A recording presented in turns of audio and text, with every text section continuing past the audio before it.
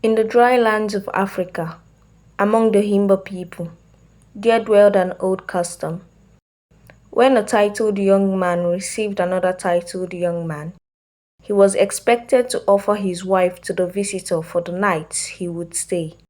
It was called honor, it was called respect, but no one spoke of its consequences.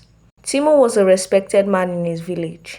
One evening, his old friend Banco arrived from a long journey. A goat was slaughtered in celebration. Then Timo went into his hut and told his wife Mina what was expected of her. I am your wife and not about to be ruled out for a guest, she said. If I refuse, I lose my title, I lose my name, please. Timo's jaw tightened. But she resisted. She wept, but the pressure was unbearable. At last, she gave in. She told herself it was only for a few nights. When Banco left, life returned to silence. Mina cleansed herself. She prayed and she tried to forget. Weeks later, her body began to change. There was pain and fever. Timo also began to feel a burning sickness. They went to a local herbalist, an old man who listened more than he spoke. After examining her, he said, "This is not a curse, but a sickness carried from one body to another sexually." On their way home, Timo angrily walked ahead of his wife. That evening, he said to her, "You have been unfaithful," and deliberately hit her.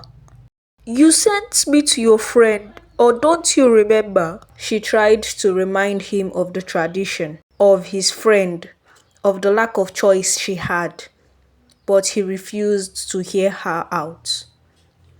The sickness grew worse.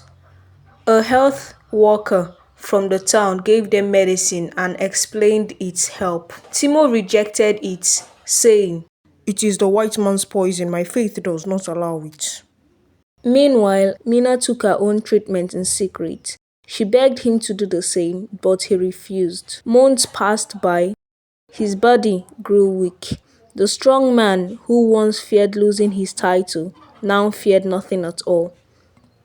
By the time he understood that Banco had likely carried the sickness into their home, it was too late. Timo died on a cool, quiet evening in the village. The whispers began before his body was buried. The elders said Mina had killed him, that she had been unfaithful. She stood alone beside his grave, her heart heavy with grief and untold truth. The sickness did not begin with her. It began with a custom no one dared to question. And in the village, the weight of the custom lingered. Something had changed. Mothers held their daughters closely. Some men began to wonder whether an honor that destroys a home is honor at all.